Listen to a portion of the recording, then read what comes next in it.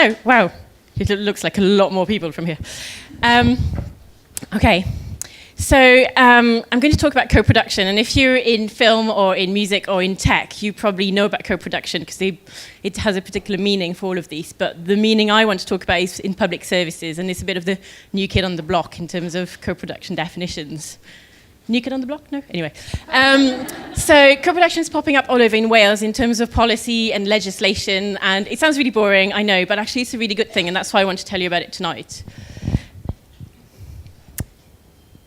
So, public services are in crisis. I don't need to tell you that. You know that. So there's cuts all over the place. There's less money to go around. There's more needs, partly because we're an aging population, but also partly of the crisis itself. There's more people who need more because services have been cut, and ironically, there's less money for it. So that downward spiral is happening. So hospitals are being closed, schools are being closed, and libraries, and generally what's left isn't up to much anymore.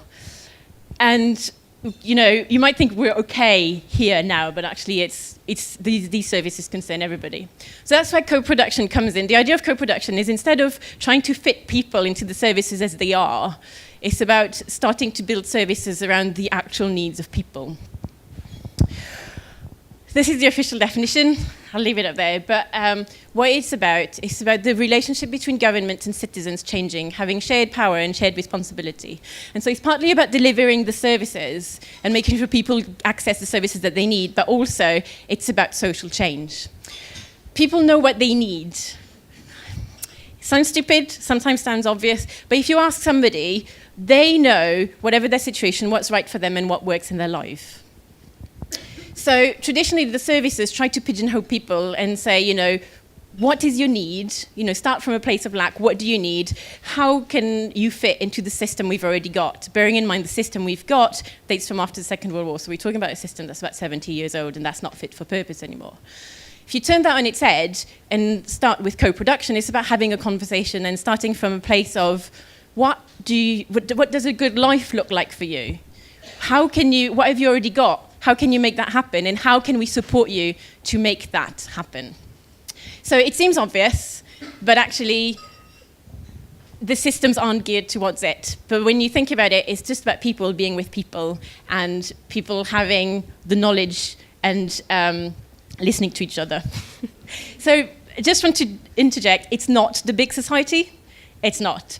The big society is about handing over to volunteers the services that the government can't afford to run anymore. But co-production is actually based on equality and reciprocity.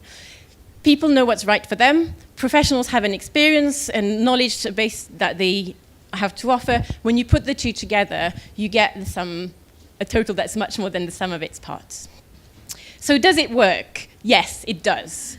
There's hundreds of projects all over Wales, all over the UK, all over the world that are working on co-production values, putting people at the centre and making it happen for real and really well. Incidentally, it saves money. So double win, better services, less money spent. So why isn't it happening in Wales all over the place already? Well, partly because the systems are so big that they've got to get to the point where they're really, really broken before bureaucrats start to maybe think about doing something about it. We're at that stage now. Partly because you need somebody blowing a trumpet and going, look, do this. This works. When they're running around going, oh, what should we do? This is me, this is my colleagues, this is the people promoting co-production. We've got the evidence. We can say, please do this now in Wales. And partly because it's not just about changing the systems and the processes and the logistics of it. It's about changing the mindset and the culture of the organizations that deliver the services. Think about it. Asking people because their opinion's important, it's mind-blowing. So the good thing, though, is that we're in Wales and we're a small nation, and our leaders and our elected representatives are pretty close to us. Some of them drink down the pub with my colleague. You know, we can talk to them easily, and things are starting to happen.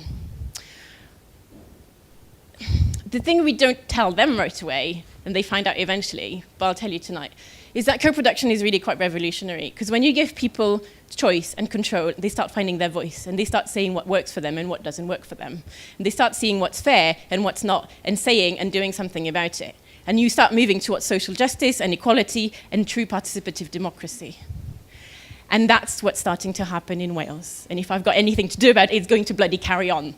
So the revolution is happening, and it's happening in Wales, and you heard it here first. Thank you. Thank you.